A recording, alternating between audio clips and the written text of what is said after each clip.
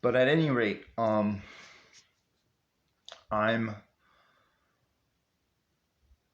trying to do my part to contribute to, as a servant of God and as a member of society that is believes in the well-being and welfare of people. And like I said, this is a difficult thing. I mean, one of the biggest things is like, I guess like one of the greatest arguments is the validity of the Tanakh, the validity of the Quran, and whether or not it is possible to create messengers of God, and what exactly is a messenger of God, and what qualities and circumstances regard the validity of what a messenger of God is.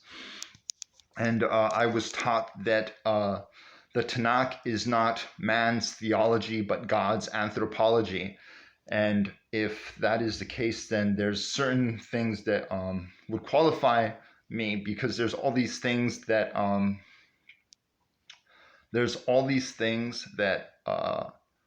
I have in common with some of the stories of the Hebrews prophets, and something that I have in common with the Prophet Muhammad.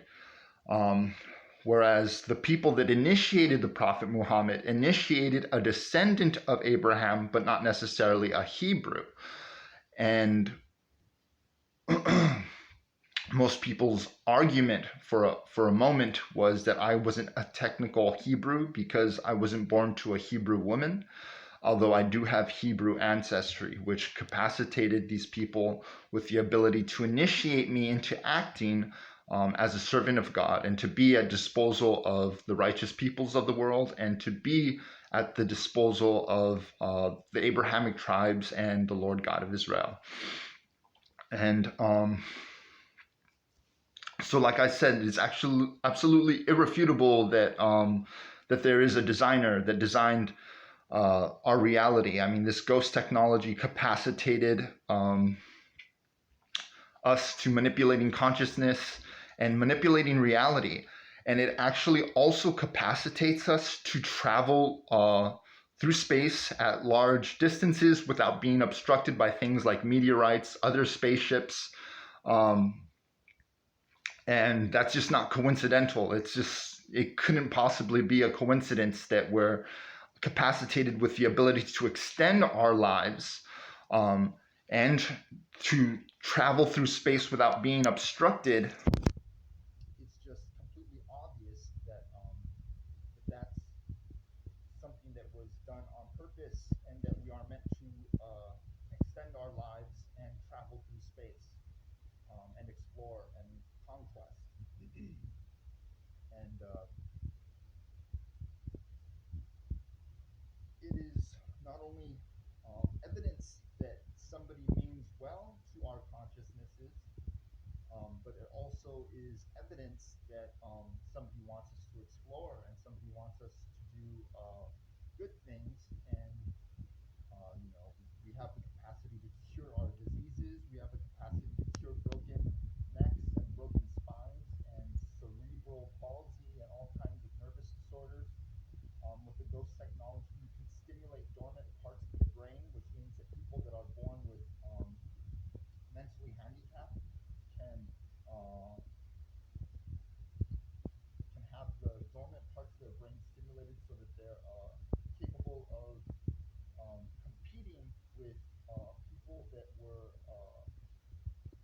people that they weren't capable of competing with before.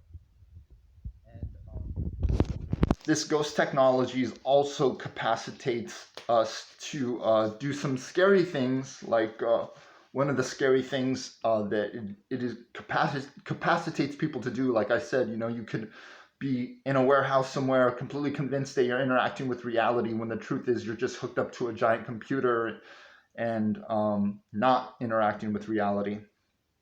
But it also capacitates people to have the ability to take a brain out of one person's body and put it into another body, and keep the brain alive and the body functioning.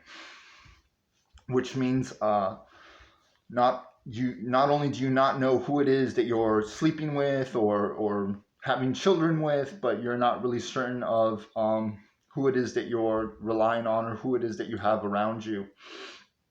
And it also, because it manipulates consciousness, you can like see things, and you might think that things are dirty, or you might think that you're interacting with a person, but according to who is in control of the device, you might think you're interacting with one person, but really you're interacting with somebody else completely. Excuse me. And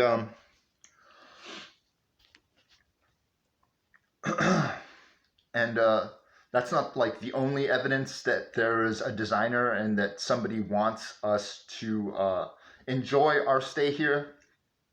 But the other one was that they've actually been using this device to torture me in several ways, and psychic ability to torture me in several ways. And one of the things I realized, even though it can be extremely detrimental to social and physical and economical well-being,